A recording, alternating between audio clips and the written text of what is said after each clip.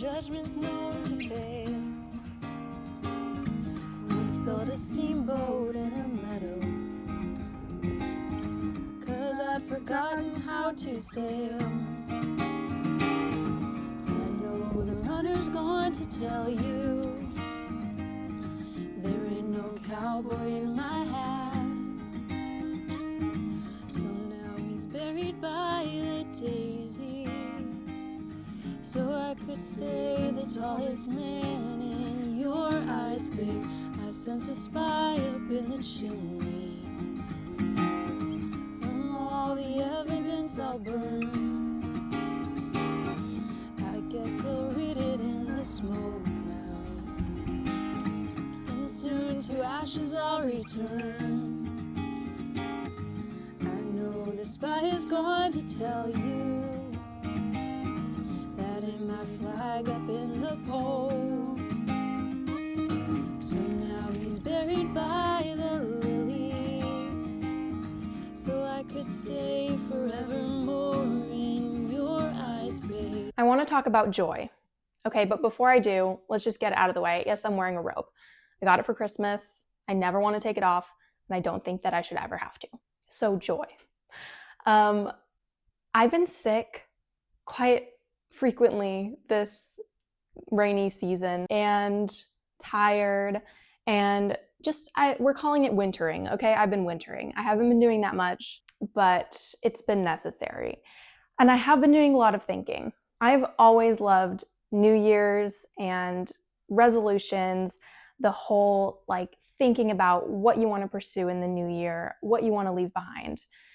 But I think over the years, I've developed a much more healthy relationship with this kind of thing. I know there's kind of two sides.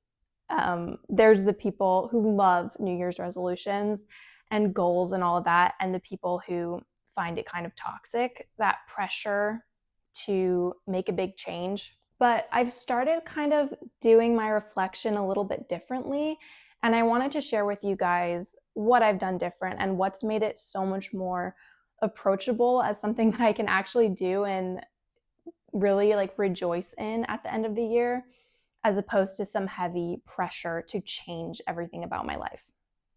So the main thing is just that when I reflect, I do it from a place of looking for the joy and all of the best things about the past year. I think about what has brought me the most joy, what have been the best memories, the best practices, the best things that I've lived through during that past year. And I make my resolutions, if you could even call them that, more like observations and things that I want to remember going forward. I make those observations based on the good that I see in my life, instead of thinking about the negative, the things that I'm disappointed in myself for not doing, or bad habits I want to change, stuff like that. So yeah, I just kind of wanted to start off this video by talking about joy. And in my reflection, I do a lot of reading of my old journals and old things that I've written, because we learn so much every year. And I think writing things down is the best way to kind of solidify them.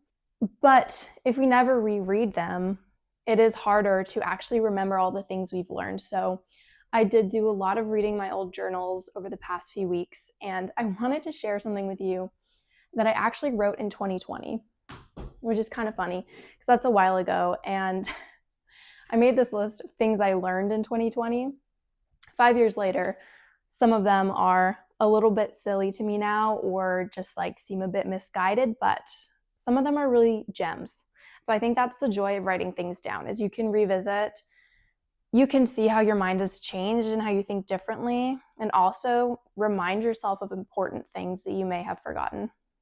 So I remember having written this, and I remember having that realization that really kind of changed everything for me. And it was that being good at something does not give you any more of a right to it than anyone else.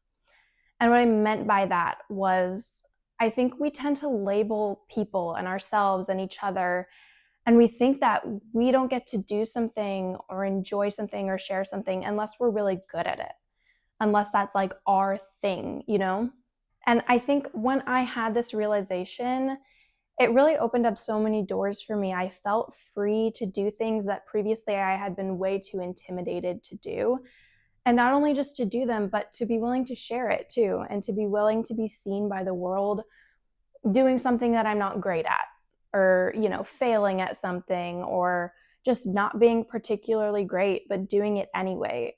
The point of the things that we do and the things that we make is not to impress people. And I think that's sort of what's at the heart of this realization that I had back 5 years ago. And I wanted to share that with you because I'm sure there's something you want to do that you feel afraid to do because people are going to look at you and say, oh, you're not that great. Like, you're not a great musician. Why are you making music? You're not a great painter. Why are you painting? And maybe people will. That's the thing. There are haters out there. They might. But it doesn't matter, and it's not about that.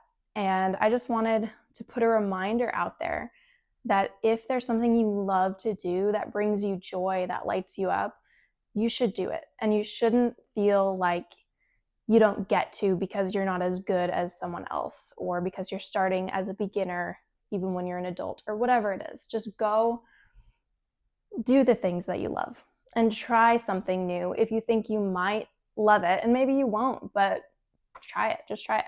If you love to sing, sing. Okay? If you love to dance, dance. You do not have to be good at these things. And yeah, maybe you can make it a goal to get better, or maybe not. Maybe you don't want to get better and you just want to do what you love. That's fine too. You don't have to make some big goal to improve all the time. You can if you want, but that's not the point. It's not the point. And just to clarify, so I do spend time thinking about the things that I want to leave behind and the things that I want to maybe stop doing, but it more comes out of those things that I know I want to pursue more of. So for example, like, I know I want to spend more time outside. Then naturally what comes to the surface is that I want to spend maybe less time watching TV, or less time on my phone, less time cooped up inside. So it's not that I come about it from this, like, this is what I want to change. I spend way too much time watching TV.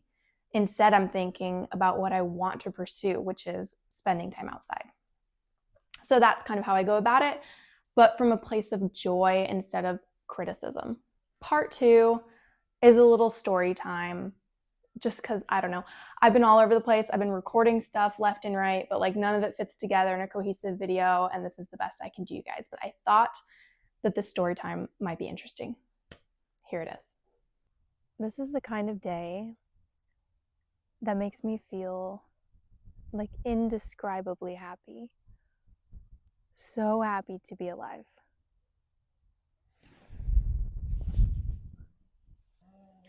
I thought I might tell the story of why I started the YouTube channel in the first place, or sort of just like how it came about, because it was here, I think, that it was born.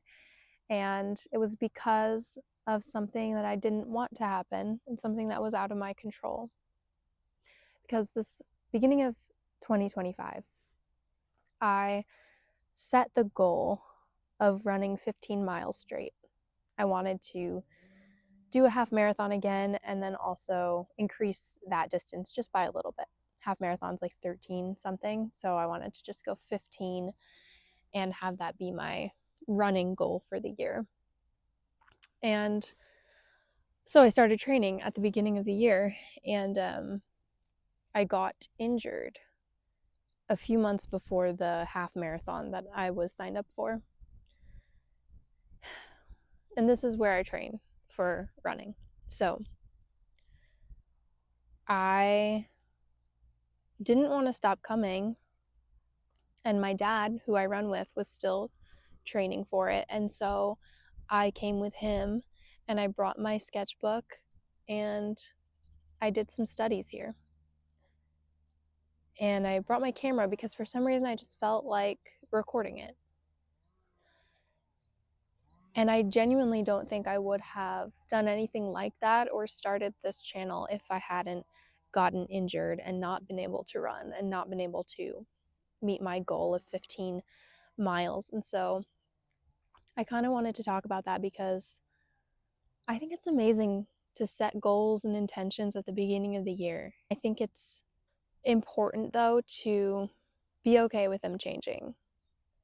Because I could have been really stubborn about it, and as soon as I healed, I could have tried to train back up to 15 miles. Like, I definitely could have run 15 miles straight this year, but my goals just sort of changed, and I accepted my limitations. After I got injured, I was gentle on myself and I let myself heal.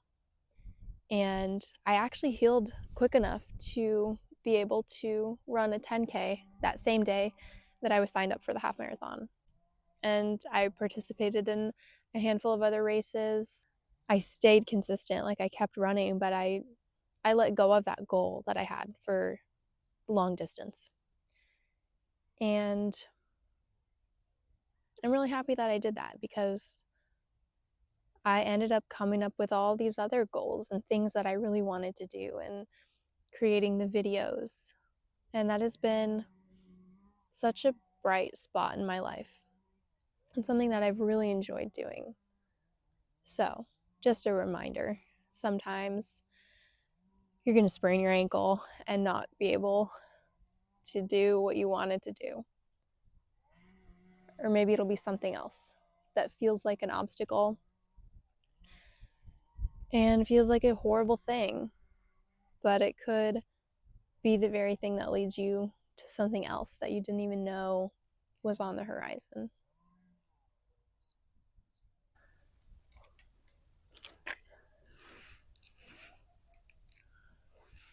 Okay, this is a line from a Rilke poem that I feel like has just been chasing me down. Like, I've been seeing it everywhere and thinking about it a lot. And so I'm going to try to make these thoughts concise. But in the interest of time, I'm not going to read the whole poem, but I will just read like the end of it and the part that has that line. Otherwise, the stone would seem defaced beneath the translucent cascade of the shoulders, and would not glisten like a wild beast's fur, and would not from all the borders of itself burst like a star. For here there is no place that does not see you. You must change your life. So that is the end of this Rilke poem, which in context he's talking about an archaic torso of Apollo. That's the title of the poem. So he's looking at this sculpture and it's inspiring these thoughts in him. And I think that this line just captures people's imaginations and their attention in such a way where I think we're all sort of projecting our own meaning onto it. And Mary Oliver references this poem in one of hers, which I'll read again, just the end of that poem. It is a serious thing just to be alive on this fresh morning in the broken world. I beg of you, do not walk by without pausing to attend to this rather ridiculous performance. It could mean something. It could mean everything. It could be what Rilke meant when he wrote, "You must change your life." So I think that the reason why this line speaks to so many of us is that it implies that we can change our lives. You know, you must change your life. It implies that you can change your life, and that there's beauty out there which has a force within it that is enough to compel us to change our lives and almost to propel us to change our lives. And that it's just up to us to pay attention to that beauty, that it's there and it's hidden in things like a sculpture or a goldfinch, or I don't remember what it was in another poem. There was another poem I recently read that referenced this line. Maybe I'll put it up here, but he was also talking about nature and how this beauty is hidden in things. And when we are confronted by it, when we actually pay enough attention to see it, it compels us to change our lives. And I think that that's so beautiful and really inspiring and really wonderful. So there's that thought. And then I was also thinking about how there's kind of a similar line that we all get fed all the time, whether it's in advertising or on social media or wherever, that we must change our lives, but the tone is so different. It's like 5 habits to change your life. This blank will change your life. And it's, you know, the title of a video you have to click on, or a product that you have to buy, a supplement you have to take. Something is going to change your life, but you have to pay for it, or, you have to watch this right now because I have the secret and you don't, and you need it because your life isn't good enough and you must change it. So it's like the same line, but it's so different. And I think that there's an important distinction to make because it's tantalizing. Like that promise of change, I think it captures all of our attention. So it matters what the message behind that is. It can be so life-giving, and it can also be so just distracting and like robbing us of our joy instead of reminding us of where our joy is found. And I think one of those messages that we're met with that can be so stressful is this idea of, you only get one life, you're not doing it right, you better change this or that, you need to optimize, you need to be healthier in every possible way, and no, I mean, you get it.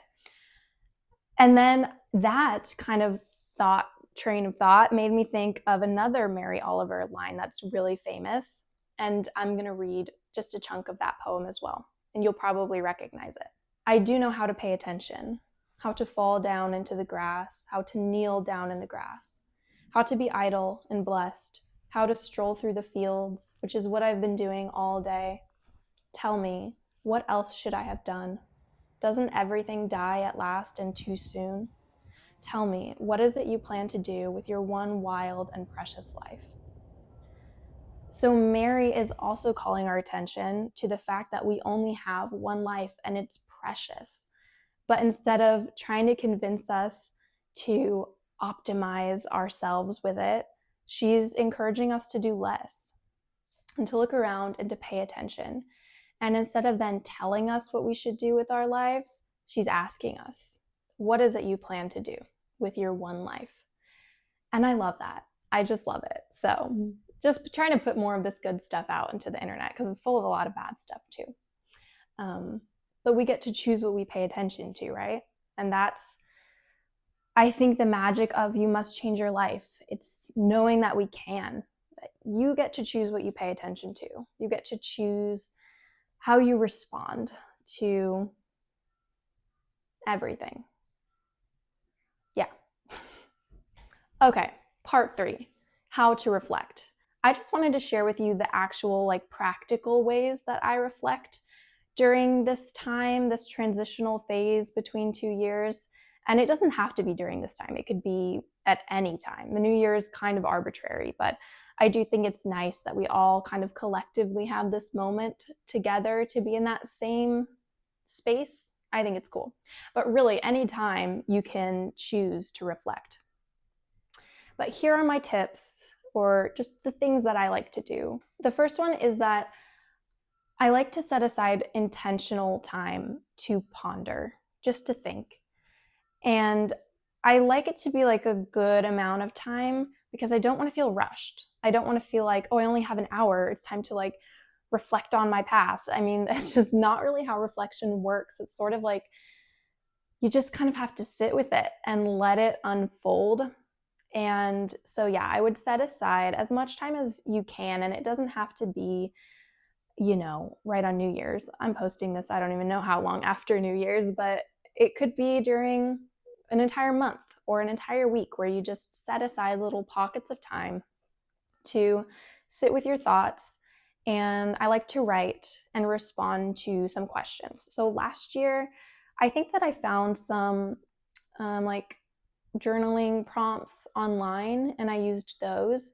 This year, what I did was I kind of wrote my own. I just sat and thought, okay, what would be some good questions to respond to that will help me figure out what direction I want to take in the new year, where I want to go, and what I want to prioritize. So I will share my questions with you guys in case you're interested. But also, if you want to just think of your own, I think that that can be really a cool way of going about it because you will come up with the questions that you need to answer, I think. That's kind of how it works, is if you sit and think about what you need clarity on, the right questions will reveal themselves. But in case you want a starting place, I will share my questions with you. I will put them in the description, and maybe I'll read some of them out loud right now. And I'll give you my reasoning behind them so you get an idea of Why that question? So the first one I thought of was to think of some moments of joy from the past year and write down what made them so joyful. Like, what was the environment? Who was there? What were we doing? I think this is a good one if you're having trouble really putting your finger on what it was that brought you joy in the past year. And going through photos could be a good way of like really coming up with these moments, or your journal, like whatever is the way that you tend to save memories that are meaningful to you. I would refer to that to help you think of moments of joy from the past year, because, it can be difficult to remember if you don't have something concrete to look at.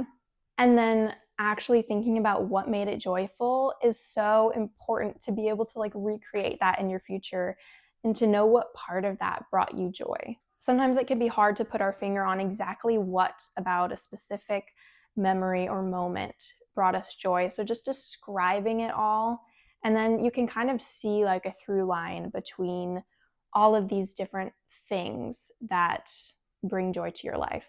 And sometimes it's exactly what you expected, and sometimes it's actually quite surprising and informative. So I know this video has not been much about art yet, but there are questions about my art practice that like all throughout this reflection period, I was also reflecting on my art practice and what I want to pursue going forward. So the first question with regards to that was, what did I create that I'm the most proud of or inspired by or excited about when I think of it? And then if I could only pick one line of exploration for my creative work next year, what would I pick? That was a really interesting question because I do have a lot of different like avenues that I want to take and things I want to try. And it was good to do that exercise, even though I don't have to pick just one. It really made me think, okay, if I could really only pursue one type of artwork next year, what would I choose?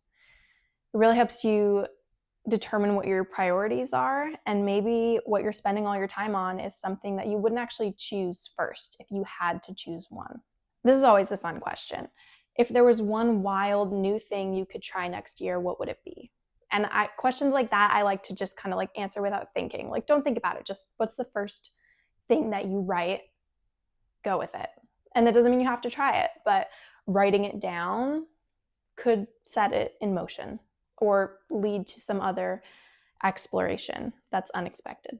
If there was something you could completely do away with in your life, what would it be? And when I think about questions like this, typically I'm not thinking about like a bad habit or something like that. It's more of like a mindset, like a false belief or some attitude that I want to do away with. Because ultimately, like, our bad habits are because of those bad mindsets. And so if you fix the mindset, if you focus on doing away with an old mindset that wasn't true and wasn't right, probably the bad habit will follow, instead of focusing on that outcome, like get to the root of the problem. This is a good art one. So what do you think was the biggest obstacle to your creative work and growth in general this past year? What do you think was the greatest help to your growth and creativity? Where do you want to spend more and less time? And again, I do the more first, and that helps me to see where I want to spend less time. Is there a simple environmental shift you could make that would improve your work or life?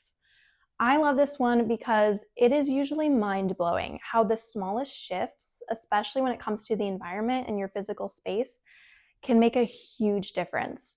Ethan had the idea to move our bed. We've been doing some like rearranging in the house. And I never would have thought to rearrange our bedroom because I was like, it's perfect, it's good. But he had this idea to move the bed, and I was so doubtful, but I was like, we could try it. And it just changed the game. Now our room feels like it's so big, and I've been like rolling out a yoga mat and doing stretches at the foot of the bed, whereas before there wasn't enough space for anything like that. And I think more than anything, it's just that kind of shift, that sense of newness that changing your environment can bring on, that just like it can change everything. Is there something about your workspace that you could change? And it's always worth a shot, even if you're not sure. Just try it, and sometimes that newness will sort of trigger something in you. I don't know, it can really lead to a lot of other positive change. So any changes in your environment that you can make, and just maybe write a list of ideas and then like try one of them, see how it goes. Okay, I'll just share one more, even though there's a handful more. I'll leave them all in the description. But if you could make more space for one thing next year, what would it be? I love those questions that narrow it down to one thing because it really makes you think about what your priorities are. I tend to be able to write out long lists that end up being overwhelming, and then I'm not inspired to do any of it because it's too much. So when I ask myself if it could only be one thing, that helps to really think, no, yeah, if I just can do one thing, if I can make space for one thing in my life, what would I choose? Super powerful question. Okay, the last part of this video is about vision boards. I have always loved the idea of a vision board, and over the years, I have made them from time to time.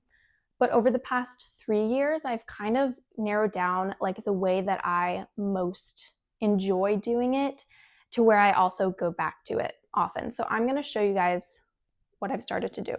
So in 2024 was the first time that I did a vision board that instead of being on a board and put it on a wall or something, I actually did it in the front of my journal because I knew that I would get the chance to flip back through it pretty often and that it would always be there for me to look at without being like right in my face every day or tucked in a closet, ignored for the rest of the year.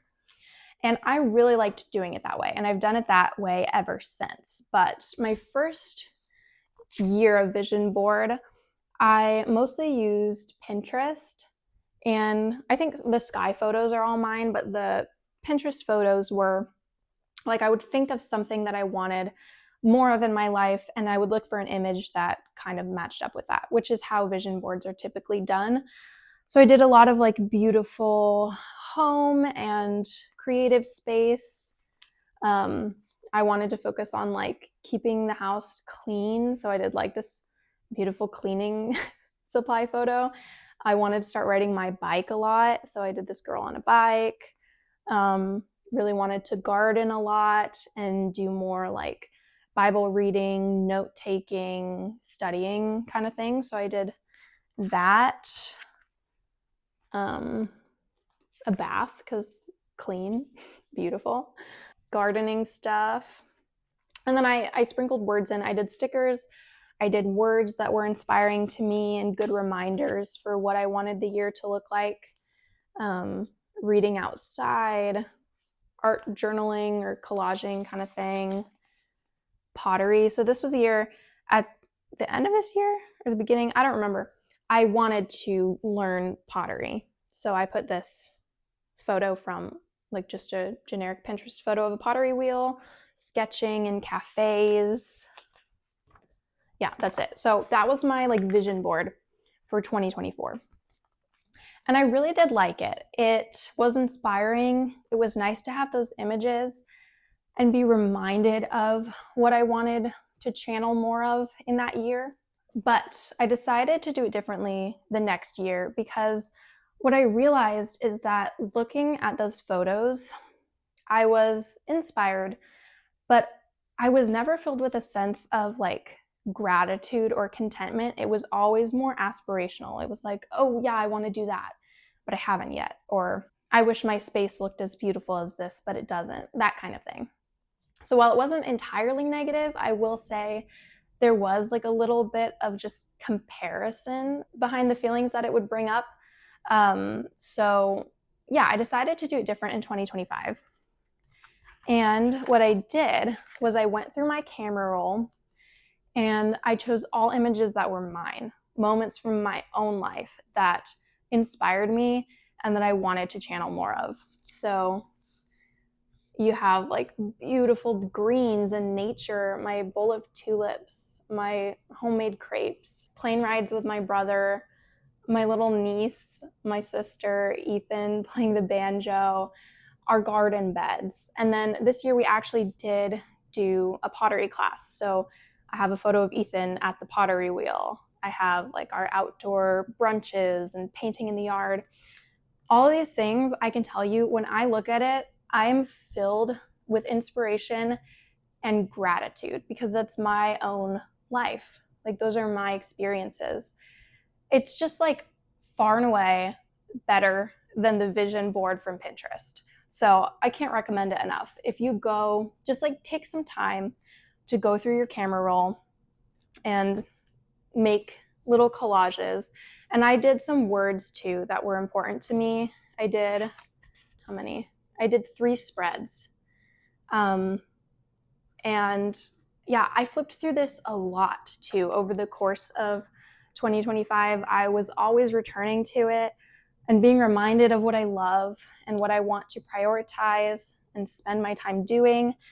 And yeah, it was just so like mixed with gratitude. All of the thoughts that it brought up were of gratitude as well as inspiration and aspiration.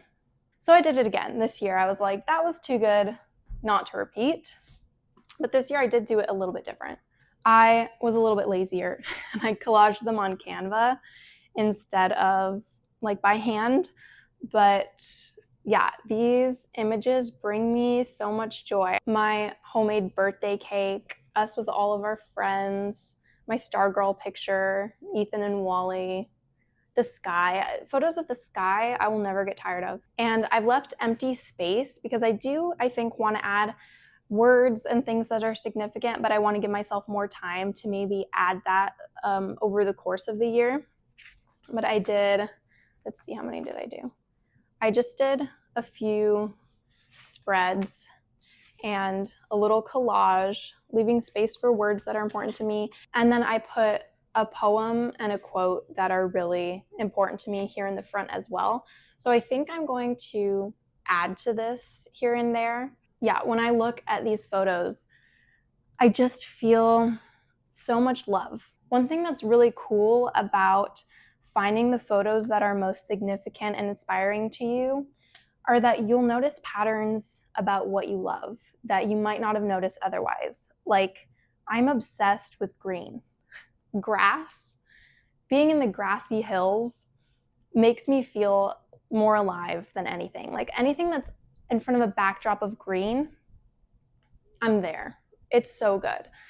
And the sky as well. I love looking at the sky. And I want to spend time looking at the sky. And when it's green out, I want to be out there. I don't want to miss a second of that. I also find that in my journal entries, like when it's green, I write the word green like every 5 sentences. I'm just like green, green, green. I just love green. And that's good to know because when we know what we love and when we know what lights us up, we can actually pursue it. And a lot of the time, it's really not that hard. Green is pretty accessible, and looking at the sky is pretty accessible. It doesn't cost any money. So yes, in 2026, I would say, yeah, focus on what actually brings you joy. You don't need to go and buy stuff. You don't need to do these 10 habits every day. Just like go and love your friends and family and paint and sing and dance and do what you love. And I wish you all the best in 2026. I know this video was kind of random because it's not about painting, but it's my channel and I'm allowed to wear a robe. I would love to know what your reflection practices are, or if you got anything from this video, if you have anything to share, let me know in the comments. I would love that. And I'll see you guys in the next video. Bye. I find it soothing, I'm afraid. Now there is no need for suspicion. There ain't no fraud kissing your hand. I won't be lying